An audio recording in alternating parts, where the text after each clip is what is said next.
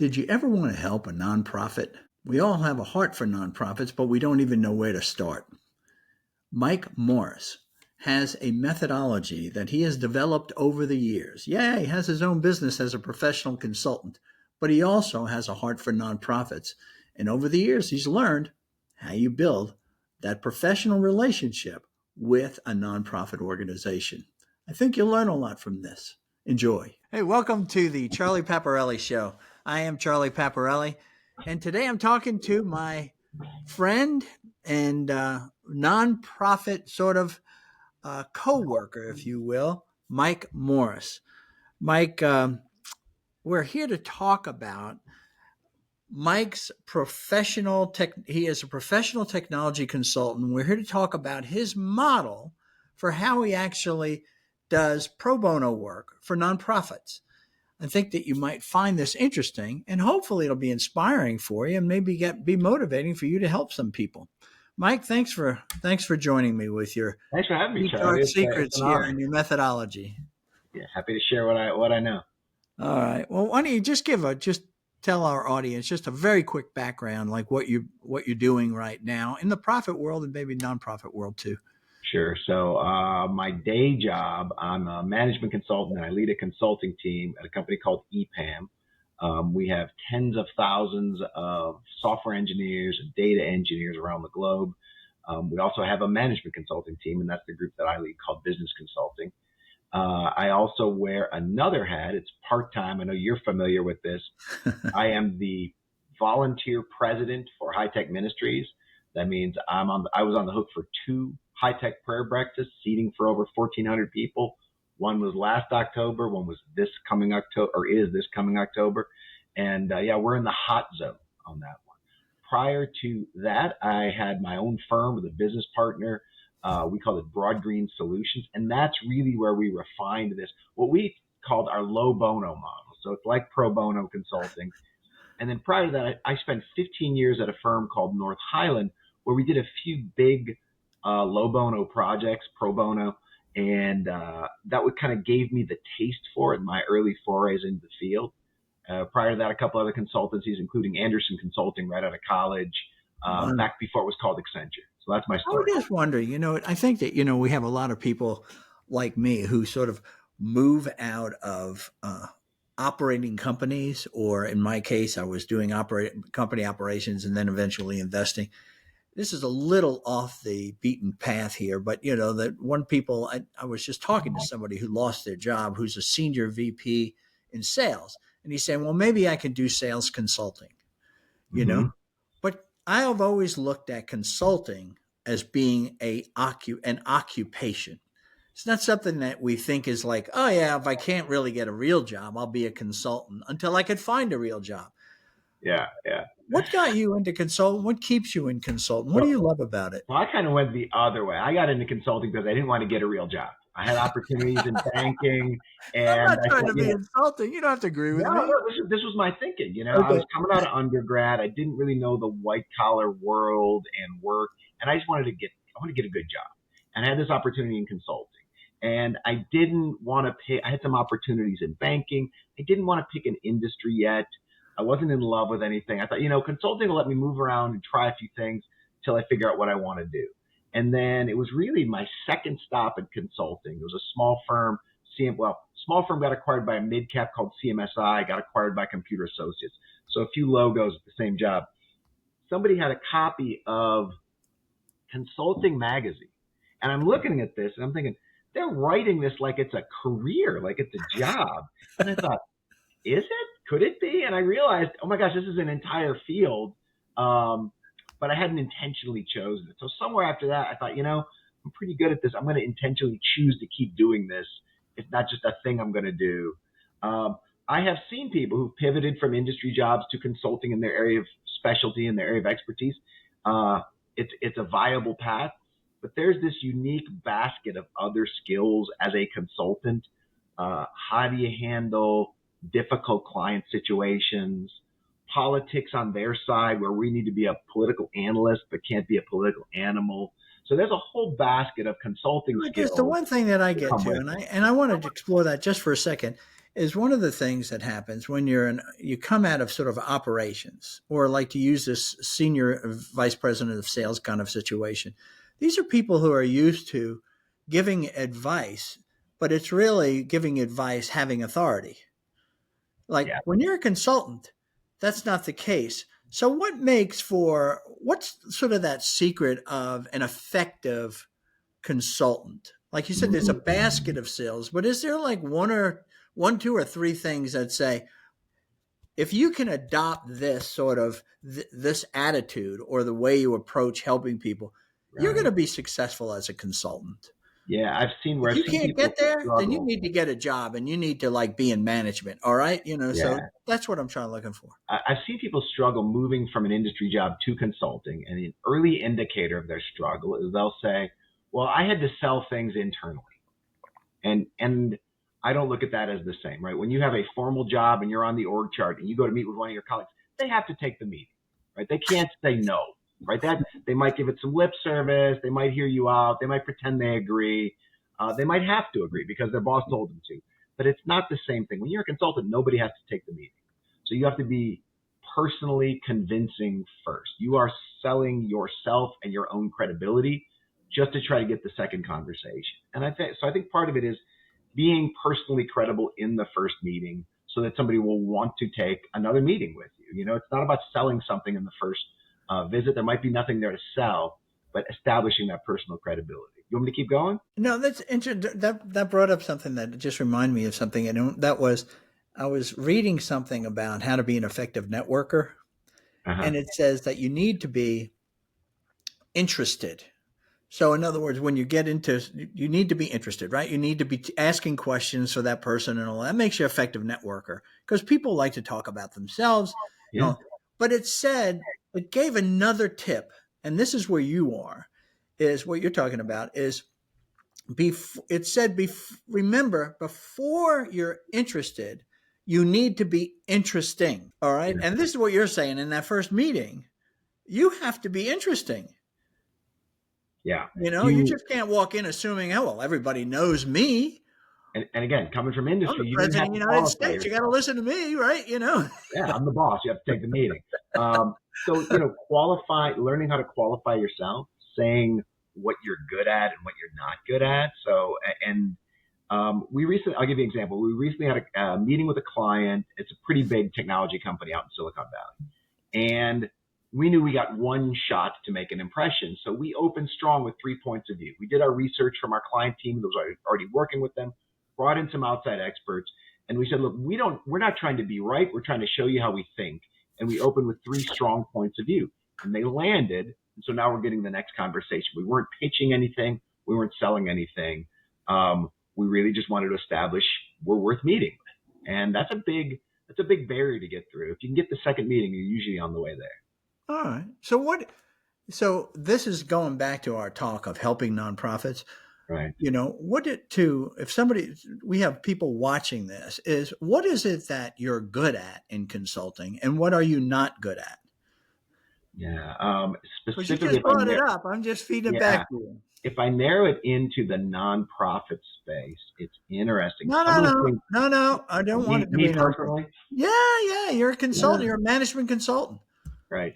Um, One of the things I'm pretty good at, we would look at a space and call it structuring the unstructured. Sometimes a person gets a grand, sweeping, strategic initiative dropped onto their desk by their boss. It might have been part of somebody else's big strategy project. They have one slide. Go do this, and they've got to turn that into. I mean, it might be a 2 to 3 year roadmap. It might involve other departments. It might be other vendors. They might have to go select a vendor. How do you go from, I say a lot of times strategy is like a funnel, right? We can do anything in the world to now we've got our strategy. Then at some point, the strategy needs to make a turn and become a Gantt chart. You got to lay out some big initiatives and get them moving and then launch those initiatives well. I don't know if you've ever been part of a venture that started poorly and then had to kind of get their footing. So You that's get kind of, something that you're good at. yeah, that pivot point from, okay, we're getting close to defining our final strategy. Now we need to start kicking off things and activating this and making it live. Some people in consulting would call it translating strategy to execution. It's a little buzzwordy for me, But if you've ever seen somebody that has their big strategy, now they need to go do something with it. That's where I personally tend to come in. So you're really good at it. From going, I think you started with strategy to structure. Yeah, strategy, structuring the unstructured, strategy to execution. Structuring the unstructured. I think that's really good. And like, Yeah, I want to do this. How do I get started? Right. yeah, And yeah. then where How am do I? I going once I get started? Yeah, that's good. Right, Okay. And I asked that question because I think it's important if you're going to, as we're talking about nonprofit, helping nonprofits with their technology issues, is right, to say, what am I bringing to the table? Right. I right. need to know what I'm good at. Okay. So that's one of the things that we hadn't spoken about in the past. Yeah, So that's I'll give very you one helpful. more, which I wouldn't have articulated before the nonprofit Lo Bono chapters, but I realized I was bringing to the table. And again, not trying to brag or anything. I have tended to be a cross industry guy, so I had a geographic focus on Atlanta and the Southeast for a while, and moved across industries. And I've also moved across technology. So what that means is I've seen a lot of things. So when we got in with nonprofits, we started to have this kind of a collector set of solutions that we could think inductively, like, these guys could benefit from blank, or they could benefit from blank. So there's a lot of, I'll get to as we go deeper. There's a lot of low hanging fruit in the nonprofit space because, Yeah. But before we get to that, yeah, tell me this. You cut your teeth, though. It wasn't on nonprofits. It's on for-profits. all for profits, Right. all for So what kind of, again, I'm trying to get so people can say, what's this guy about? Like, tell me the kind of clients that you dealt with. yeah, Not only I'm not looking so much for logos. You could say Fortune 50, Fortune 1, whatever you want it to be, right, right. but also what level within that client relationships. Right, right. So, Yeah. there are folks that go in and sell at the CEO and the board level. We tend to put an advisory wrap around those. That has not been my experience. Sometimes with Asking mid-market, yours. This yeah, is you. has not been mine. So, sometimes in the mid-market, I'll come in at the C level, but with big enterprise clients, if you think there's sort of a C level, one click down and one click below that, so sort of SVP, VP level, that's where a lot of the clients that I personally work with have been. Great. And they have they have big challenges or big projects they have to execute against, and they have some budget, and they tend to have a large scope. It tends to be something new for Okay, so them. that makes sense. Then Yeah, what would happen for the nonprofit world? What's your experience? What's your experience there? Like what kind? Well, one, what kind of nonprofits yeah, had you worked with in the past? right, right. And yeah, I guess that's let's just go with that. Yeah, nonprofits. It was interesting. We tended to come in at the CEO, president, executive director level. They might have a different name. A lot of them have just been smaller than our enterprise clients. And to some degree, they've been neglected by consultancies, neglected by technology firms. So sometimes they have some dated processes, dated technologies in place. And so we're coming in early. An odd thing we learned. So again, with this firm that my business partner and I founded, we said we're going to give away 10% of our consulting time to nonprofits, and we're going to go after this. We want to try this. It was a grand thought experiment. Could we have a big impact on them by giving away some of our time instead of giving away some of our money? And we were able to prove it out over the course of 5 years. But what was interesting, there were a lot of things we didn't see along the way. Tell me this. Why did you even want to do that? I've always had a heart for nonprofits. So Charlie, the way we know each other is we met through High Tech Ministries. I follow this guy named Jesus. And so my work is not just my work. It's also my ministry. It's my platform for reaching people. And when I look back throughout my career, even before this pro bono, low bono time, I've always had one or two nonprofits I was working with on the side, a board member or leading a big effort. And I just always had a heart for this. My parents were Well, how public did they school even teachers. find? What was that about your parents? I said my parents were public school teachers. So I think they kind of instilled in us this, you need to do something bigger than just yourself. Don't just focus on your slice of the world. My wife, she's very active, been very active with service work throughout her entire life, high school, college, even now that she's teaching. So I think it's just kind of in me Well, to how be did looking you? for those Okay, so how opportunities. did you? So we're talking to people here. In a lot of cases, Yeah, they might have a casual interest. right, Well, maybe I can help a nonprofit, but they're flat-footed. right. Flat-footed. So how do these initial deals sort of how do these nonprofits become aware of you? How did So you become aware of them? one of That the all of a sudden they said, "Hey, you're saying either maybe I can help them," or they say, maybe you can help me. Okay. One of the strangest lessons we learned was we had to sell our free work to nonprofits. It's an actual, we built a sales funnel that ran in parallel to our regular funnel because we're saying, hey, we could come in and do this for you. We won't charge you cash. We use the phrase low bono. We actually got it from a client. We would trade them something of monetary value for our services, just enough that they would flinch and start to take us seriously. We wanted them to think of us as their consultants and expect deliverables, hold us to a timeline. And if we just showed up like volunteers, then sometimes they didn't take us seriously. I learned that the hard way in previous chapters. So we had to get in front of people. We had to explain to them what we were doing. So you were intentional. Yeah. But right as they're starting to figure out what we're talking about, we'd run out of time. So then we have to come back and have another session and unpack what some of their problems were. And right around the time we ran out of time, we would realize there's a way we could help them. So now we're on meeting 3. It looks just like a for-profit client that's paying us. We're moving this along. We come back and say, hey, we thought about what you do and this problem, and we could do blank or blank for you. And when they would start to figure it out, they would, wow, that's great. What do you call that? Like, we call that consulting. We call that what we do for our paying clients. We're just gonna come in here and do it with you. But how did you even get into that first conversation? That's I what I'm lit saying. up all. You made it sound like, oh, well, I was intentional about it. In other words, I identified some particular nonprofits that we might be able to contact and Yeah, actually do this. What do you call it? Low bono work. right. Okay. Is that what you did, or did somebody come to you? How did it No, work? it was just like our for-profit sales funnel. We started lighting up the people we knew and telling them, hey, Oh, we're doing wow. this. Would you Okay. be interested in hearing about it? And again, no one had done this. So it's one thing if you say, hey, you have software. I sell software. Can I talk to you about my software? They know what software is. We're talking about coming in with consulting, doing it in a low bono model. And they're like, it's kind of bending their mind. And so we lit up a lot of people. It's like a funnel that we got Bending some whose qualified mind? It's opportunities. bending whose mind? The potential clients we're talking about. They hadn't The heard of anything potential like this. nonprofits. Yeah. Okay.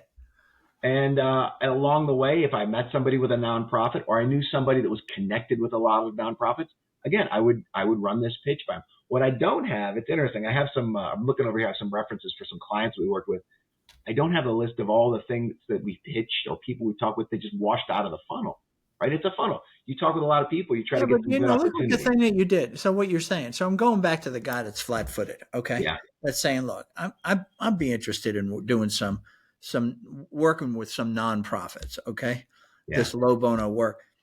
So to get started, what I could do is just start talking to people in my network who are all Right. for-profit people. Right. Okay, about wanting to do nonprofit work. Yeah. Because they're all connected with, they have a network of nonprofits that they're associated with, whether Right. they're working with them, donating to them, or doing anything else, right? I mean, just associated with them, then those are going to be your best leads to kind of get introductions for you to get you started.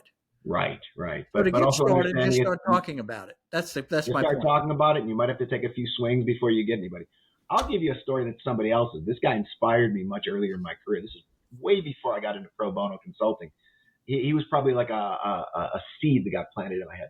I knew a guy. I was helping him on his job search. He'd gotten let go by a big company here in Atlanta, and his specialty was supply chain management software. He had a heart for serving the poor. He reached out to a food bank that did a lot of volume and said, I know from working with you guys, you don't have good software. Can I get your permission to light up some of these software vendors? Go for it. So he lit up the software vendors. One of them said, look, it would be more of a pain for us to invoice these guys. We'll give you the software as long as we get a good reference out of it. So he spent his unemployed time between jobs implementing this software, and he got this great story out of it. So when he'd go out to interview, I got let go by that company 3 months ago, but here's what I've been doing. And it would show his passion, right? Because he was passionate about the space. So he took his superpower from his day job and he just found a nonprofit that needed it. And he got a great story. I mean, what a really great filler story for his job search. I tell job seekers that story a lot. I just told that to a group on Friday. I think it's a wonderful story. But that's what I tell to anybody that's looking to get into this space. What are you good at in your day job? What are you passionate about? Now start lighting up nonprofits that might need that. Understanding you might have to swing a few times till you find one that's even interesting. That's a great place to go. What are you good at in your day job? And then start talking to other people about that and see where it lands you. Yeah. I like God that. has equipped them with skills and experiences. Somewhere out there, he's got a ministry or a nonprofit that needs that. And why would people want to do this? Oh, We all wow. say, "Oh yeah, you should help. You should help the poor. Or you should give money to the poor. You should do these. Nonprofits. They're lacking in resources. Okay, both financial and human resources. Okay, Right, right. yeah, but I'm I'm pillar to post here, right? I've got a wife, I got two kids. You know, I'm going to sporting events. I'm going to school plays. I'm doing all these kind of things.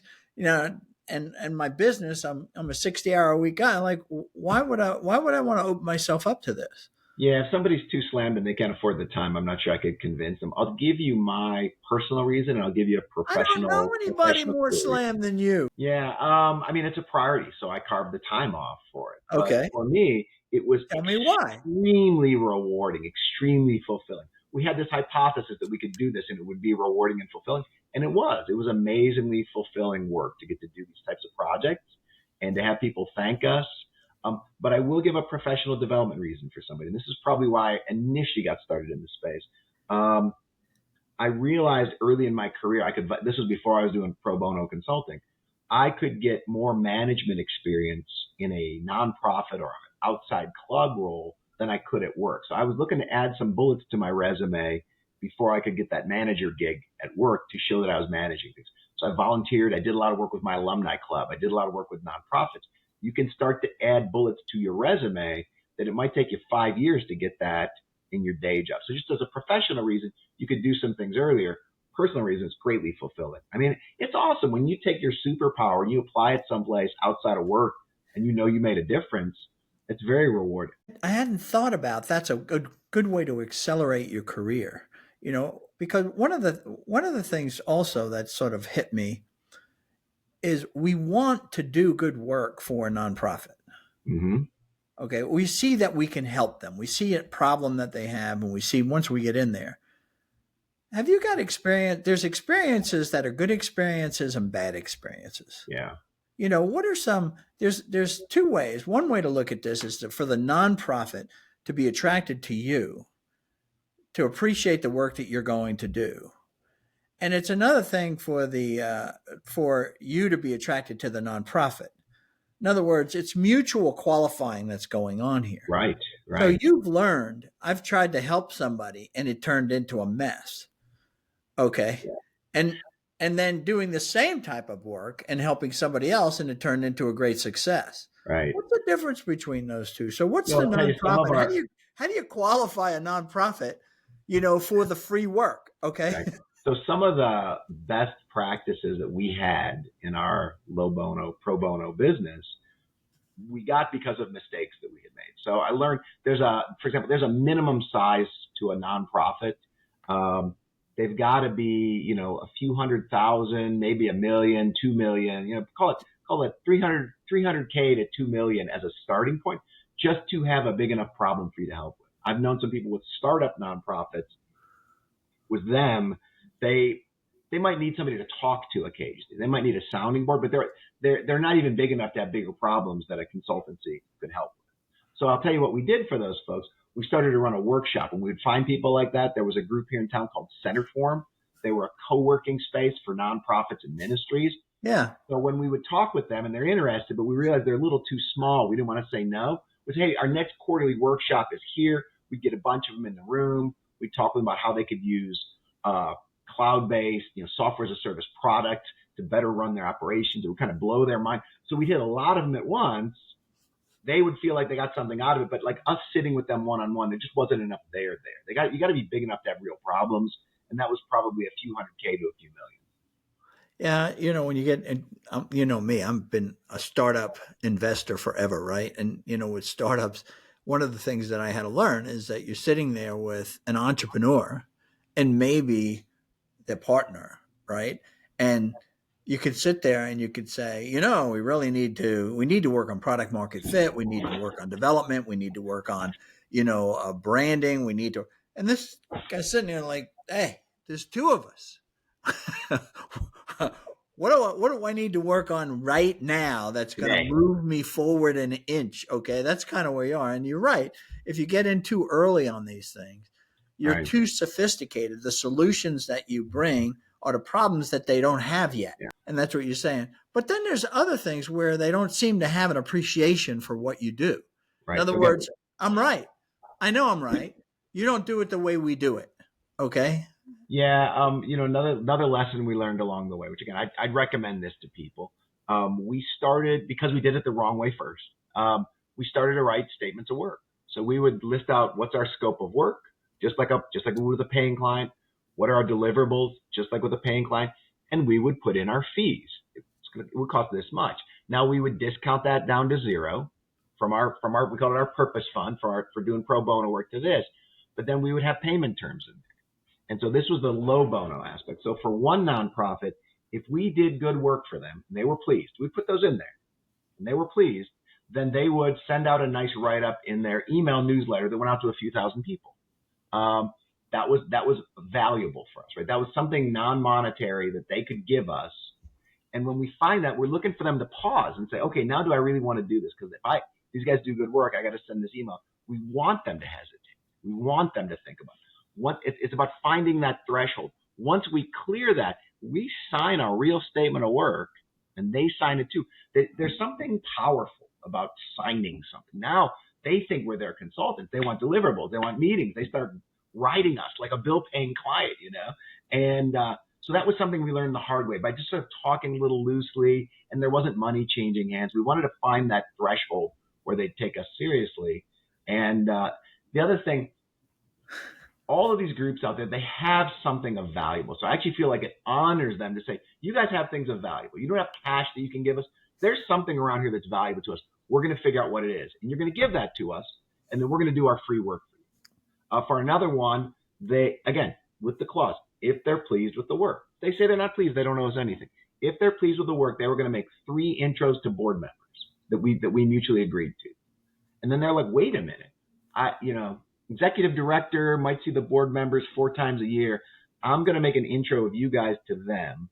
They got to really think about that. They don't play those cards often. So then what they would do is they would reach out to some board members and say, hey, we're doing this thing. If it doesn't go well, I'll never mention it to you. But if it does, they're going to want to meet you. Would you take the meeting? And they say, well, if they're good consultants and they did good work for you, I'd love to meet with them. So they're kind of front running to make sure they've got their payment lined up. But again, we did it a lot the wrong way first. Once we put it in a statement of work and asked for something in return, it's also honoring to them. Like, you guys are not some worthless group that we're just doing this out of the, pity. You guys have something valuable. We're going to treat you that way, and you're going to treat us that way, and we're going to exchange our free goods here. What did you do when you kept saying, but we learned this way because we did it the wrong way? Oh yeah, show up, open-ended. The wrong way was open-ended conversations with the nonprofit and loose scope and loose deliverables, and we keep meeting. That leads to them rescheduling or not taking it seriously. It's like we're some guys that showed up to pick up cigarette butts in the parking lot. Like, if we showed up, great. If we didn't, fine. And so we did it the wrong way first. We're like, okay, now we're just wasting our time, and we're kind of wasting theirs when we can get their attention. The idea was, let's apply the structure and rigor of a for-profit consultancy, which is not trade money. What you're saying, so it might take there's that first introductory meeting.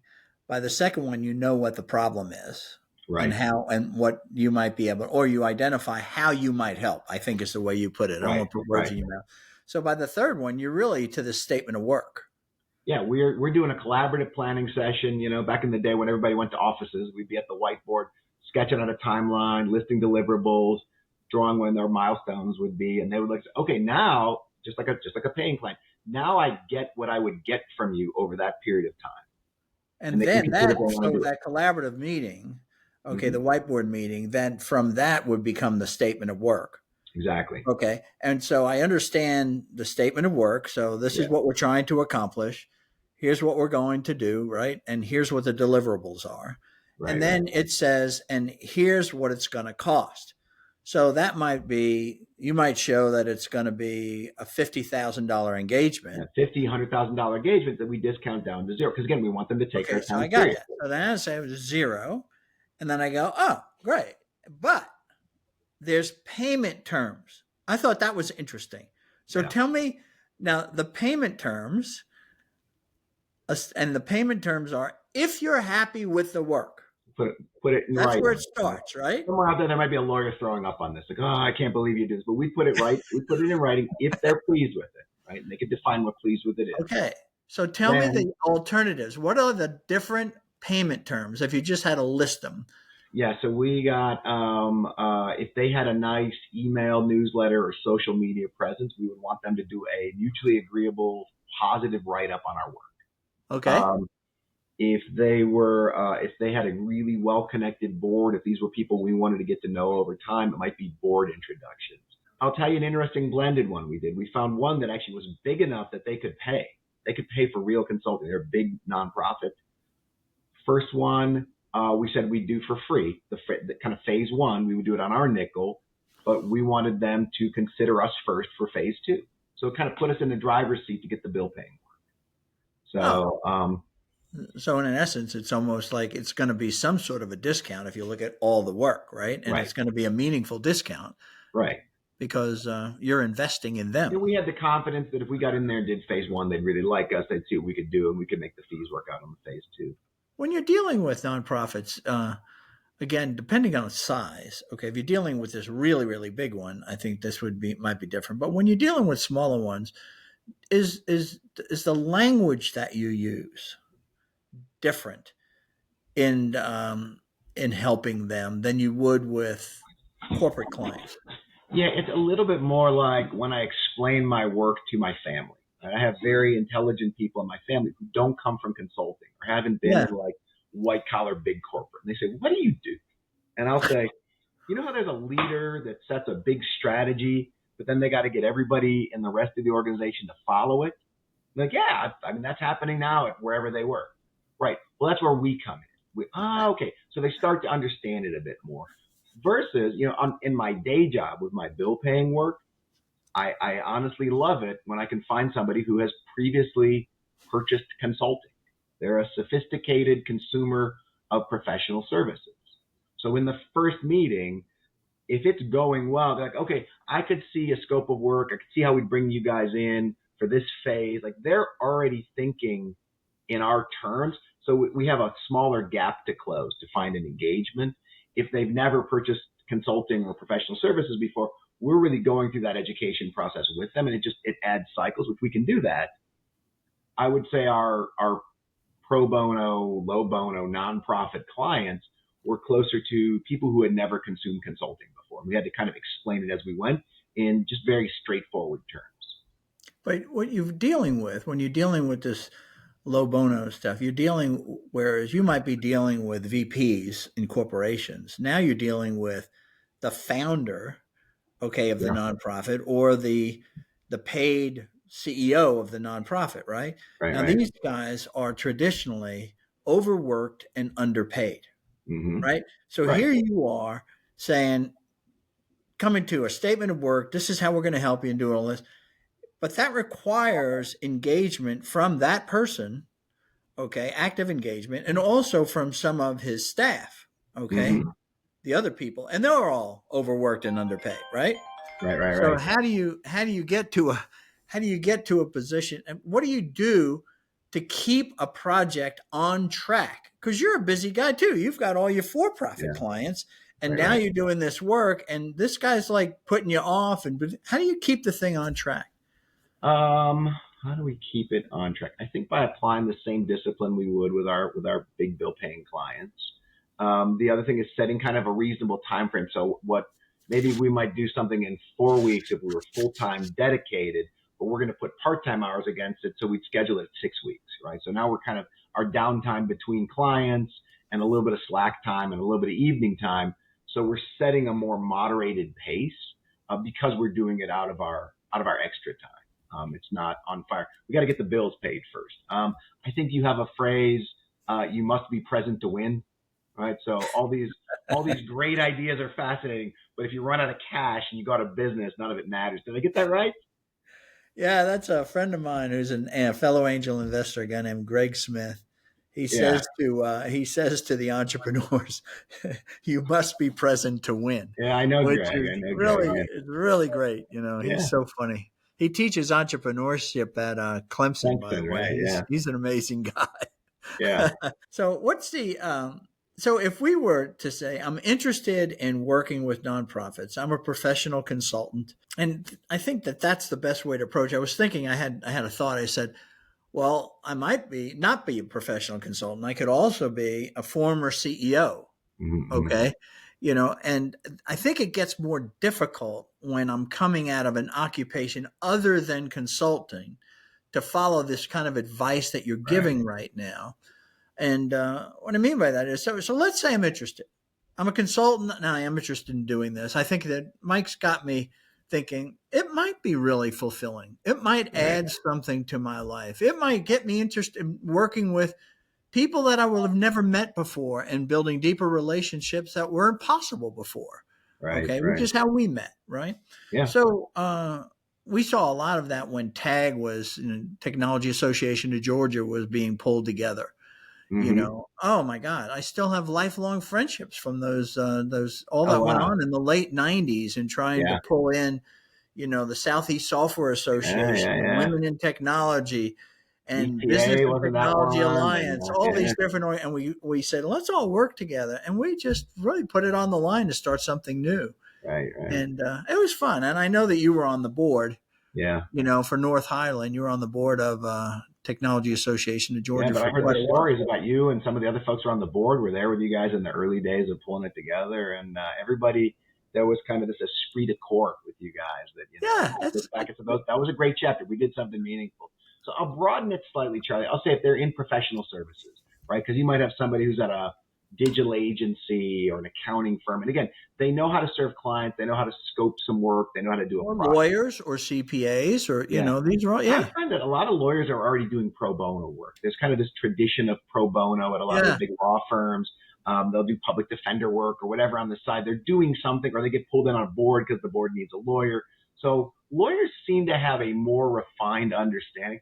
I also call those guys and the accounting firms kind of the original professional services, right? If you go back to whatever industrial revolution, you could find, Paparelli and Morris law firm or Morris and Paparelli accounting partners, whatever. So they're a little more sophisticated in their pro bono, but I would broaden it to say if somebody's in professional services and they're considering this, I would tell them to get away from work, get off the grid wherever they go, whether it's the bookstore, if they like to be indoors, or the park, if they want to be outdoors, and look in the mirror and have an honest assessment of what they're good at. Like the kind of not cocky or arrogant, but like you're interviewing for a job and you have to honestly say what you're good at. Like really look at that and get that down. That's a great starter. I had somebody ask me, I think this is a great, if I'm interested in doing this is step one, What do you right? do? I It's had a like what guy you asked me actually about. ask me the question. He said, so you want to help me? What's your superpower? Right? I mean, that's what Yeah. you're getting to. And I was like, I remember my answer was blah, blah, blah, blah, blah, blah, blah, blah, blah, right? But I never, that was on a Friday. And all I could think about is, what's my superpower? Right. And so I Right. started talking to people that I'm working with and saying, why do you work with me? Oh, you're really good at that. And I'm like, oh, good. Right. Yeah. Because we don't know ourselves, right? Right. Right. So So the they first might step be is, looking at a blank sheet of paper or a bunch of, garbled words and have to go ask their mentor or their manager or their colleague that they've traveled to 2 jobs with or something. Why do people keep pulling me in? What am I doing? Or their clients, if they've got a client that called them back, you were here before and they thought enough to call you. That means they thought of you, and it's usually that superpower. I'd start to figure out what that is and get decent at articulating. so that's one. Then Mm-hmm. two, you talked about, then make it known to the people that your network, Yeah. you're interested in helping nonprofits. That's what I Right. heard you say. Is that right? Yeah, I might put a step in between. I might make that step number 3. Step number 2, I might focus on the heart. What are you passionate about? My wife had a former coworker who would say, what makes you pound the table? Are you interested in issues of social justice, or, like my parents were teachers and my wife's a teacher, anything education related, I get it. You're taking the human capital in your head, you're giving it away to people that are younger and they're going to use it and grow in their lives. I just get that. It sings to me. I'm a passionate follower of Jesus. You got a Christian ministry. Okay, you've got my attention, right? So I think it's just being honest about the things you're passionate about, because you're going to go back. You took a nonprofit in another area. I don't want to list areas I'm not passionate about. I don't know who's going to watch this.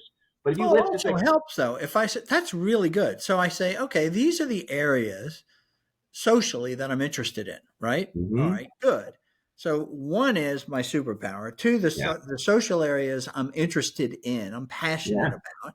And now I can talk to my network intelligently. You got to tighten it up a little bit. You got to tighten it up. So, yeah. Charlie, think about this. If somebody said, hey, Charlie, would you come to a meeting and help with this type of a nonprofit, right? I can think of things where you'd be ready to go now because it's right in your wheelhouse. And there's probably others where, I'll say for me, I would slow play it, or maybe now that I've grown a little bit, I would just pass, because you're going to be doing this out of your extra time. So if you're not interested, over time, like, man, I can't believe I got into this. I got to go to this board meeting, finish a deliverable. It feels like a job. Your example of the guy that was crazy about, what was it? Supply chain. Supply chain software, right? I mean, he's just crazy about supply chain. He just put those two together. Yeah. Yeah, it made really sense. So what do I tell now that I know my superpower and I know what I'm interested in, I'm passionate about? What do I tell the guys? What do I tell the people in my network? What do I say to them? So I'm gonna play Charlie Paparelli back to you. When Jared and I were standing up Broad Green Solutions, I thought I had my pitch down. I'm gonna go try it out on my mentor. I'm gonna tell it to Charlie Paparelli. You're like, tighten up your pitch. You got to tighten it up. Oh, man. He's right. I'm too broad, right? And I think your part of your approach was have a tighter pitch a smaller number of people that fit. You'll get a better win rate. You'll carve off your niche. You'll get a reputation. Right. You have too broad of a pitch. Now you're pitching everybody. You're losing a lot, right? And so I tightened up my pitch. I came back. I tried it out again. Now we're 5 years. I must have tried my pitch out on you once or twice a year for 5 years. And you kept tightening it up again. We'd tighten it again. We'd tighten it again. So I would tell people, I would channel my inner Charlie and say, tighten up your pitch. If your pitch is, I like to help people and I care about stuff. Like, well, I'm not going to think of anything. If you say, I'm really good with data and I have a heart for environmental issues. So if you know an environmental nonprofit, wow, just get me a meeting with them and I'll talk with them about what data they have. They don't even realize the insights they could get out of it. Oh, well, I only know one. I know one nonprofit. Let me introduce you to my friend. One meeting. And that might be all you need. And we talk about that in doing, it's funny, in helping companies, right? Whenever I'm working with startups, I go, look, you've got to hit on something that people need to remember you for the problem that you solve, whatever it might be. Okay. Yeah. So I said, the greatest example I have is we all have a dentist. All of us. We never talk about our dentist. Yeah. Except somebody comes to you in your over lunch and the guy says, oh my God, I had this toothache. And you go, oh, I got a great guy. Right? So, or you bite down on something, you feel like, oh. Yeah, but that's what we're talking about. Who? My dentist. Why? Because he's a good dentist. That's who I go to. I thought of him right away when I had that problem. Yeah, that's good. I like that.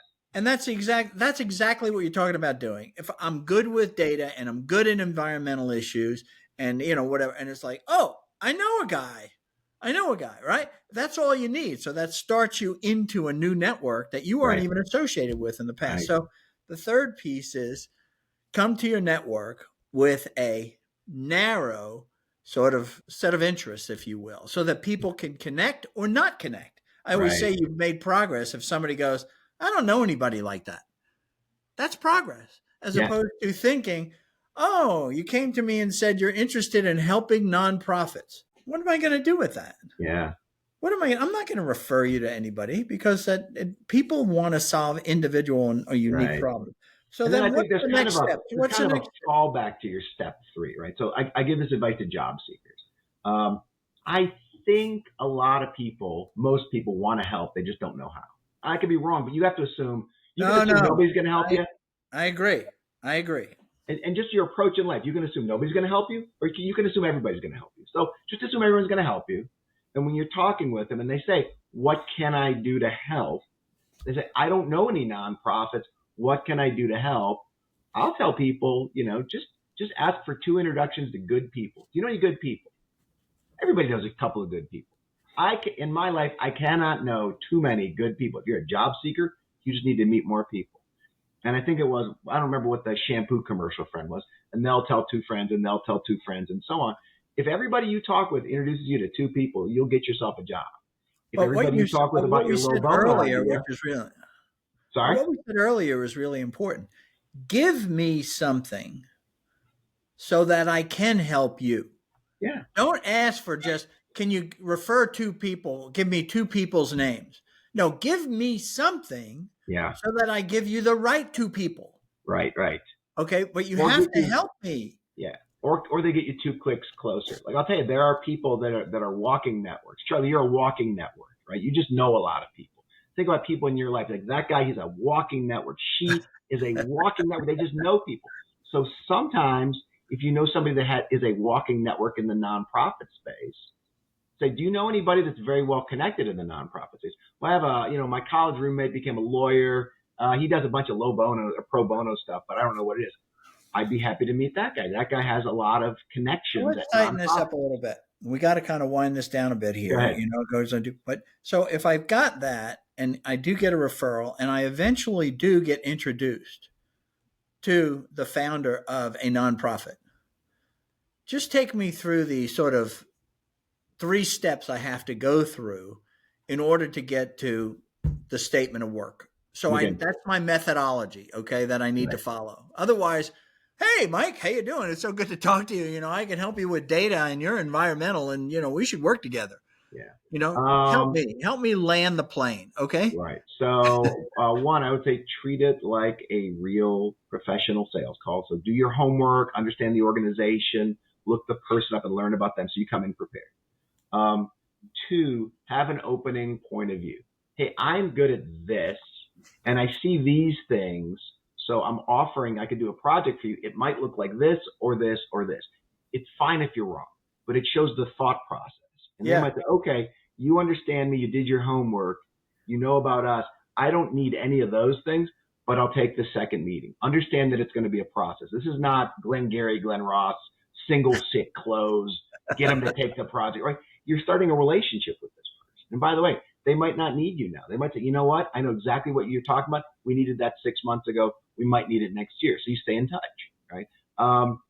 And then try to get that second meeting. And now you're really doing a lot of listening. Just let them unpack their problems. I've had people say, when these sessions go well, paid and low bono, I've had people say, gosh, this feels like therapy, right? They're just sort of telling you about their challenges with the board, challenges with the fundraising team, challenges with their core, mission, challenges with their software or their operations.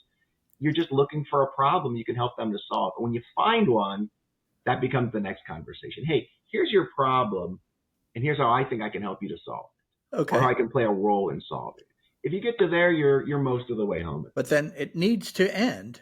I think with what you're saying, it needs to end with a statement of work. That would be one of my top recommendations. Write a little, even if you put it in an email. As per our conversation, I'm going to do these things. You're going to do these things. I'm going to give you these deliverables at the end, and it's roughly this time frame. That's great. You can write that down. You're ready to get started, and it'll keep both sides from being frustrated. And that's also true. That would also work for non-consultants doing low bono work. That'll be a simple way to do it, because as a consultant, I know how to do a statement of work, and I do know how. That's why I say just have a simple price services and all that. This is just, I like that. I like it. I'm going to do this. You're going to do this. I'm going to give you this, and here's our time frame. If you can write that in an email, you're probably ready to go. There's one piece, and then we're going to close this out. This is something that you mentioned to me one time, and I think it might help people also, and that is the life cycle of technology and the way it works in for-profits versus nonprofits. So talk about that a little bit. This might be another thread for people interested in helping nonprofits understand better what issues they might need help with. So go ahead. Yeah. So Again, this was a lesson for us as we got deeper into this in our Broad Green chapter. Again, because I'm a cross industry guy, what I've seen in consulting is new offerings pop up in certain industries, and then other industries start to use them, and they work their way across.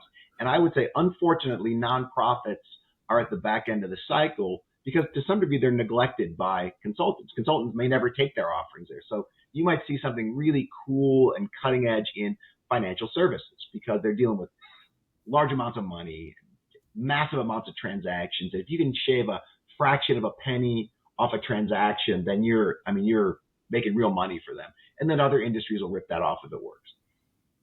I'll give you an example. We had a nonprofit. They were fairly small. They were getting a lot of checks in. Nothing wrong with getting checks. They had a lot of donors like to give checks. Once a week, somebody would take those checks from the address where they went, drive them to the person who could sign them. That person, when they got a chance, would sign them, fill out the slip, take it over to the bank. I looked at my partner and we said, what about a little thing that plugs into your USB that scans the checks and the money ends up in there today? And so they were shaving. We looked at shaving cycle time off and helping on float, but it wasn't a massive amount of money. It gave them back like 4 hours a week of time across a 3-person staff. So that's nothing I would take to a bill paying client because they did that years ago, right? Yeah. But these things that we think of as normal in a big corporation, many of them still haven't reached the nonprofit space. Things like software as a service, finding running your entire business in the cloud, not owning a server. Again, we have a lot of clients that have done that already. Nonprofits, they've got a box, it's under a desk, they're patching it, it's old software, and they think that's how they have to live. We've seen them jump 3 generations by just activating a SaaS provider and building out people's ID. Fantastic.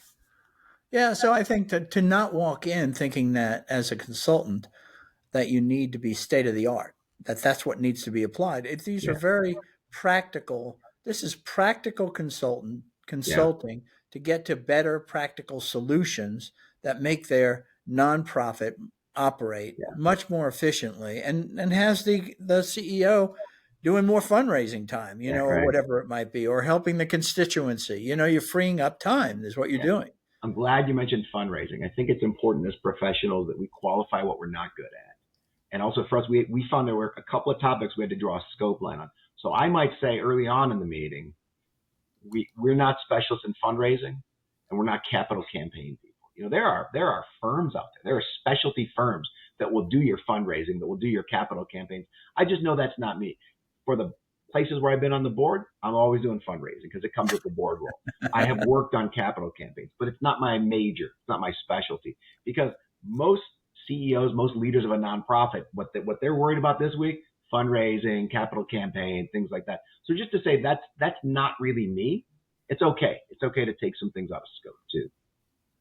All right. Well, Mike, this has been really great. I'm hoping that somebody will listen to this and say, I'm interested in getting involved in helping nonprofits. And they've got enough elements here, especially where we talked about the steps you need to go through to kind of get them there. They might know somebody might listen to this that might know somebody who they think would really love to work for a nonprofit, and they'll pass this on to them. So I think that hopefully this has a lot of legs because you're sharing some real great experience here on how to do. I love your low bono work as opposed to pro bono work. So thanks for taking all this time to do this. I appreciate you. Charlie, you've given me a great opportunity. I've thought many times of this. I'd love to capture some of these lessons, put some sort of a piece out where people could learn about this. And I'm just going to send them the link to this and hope that it's helpful. So thank you for giving me an outlet as well. Wow. It's going to work really, really well. Awesome. Thanks, Charlie.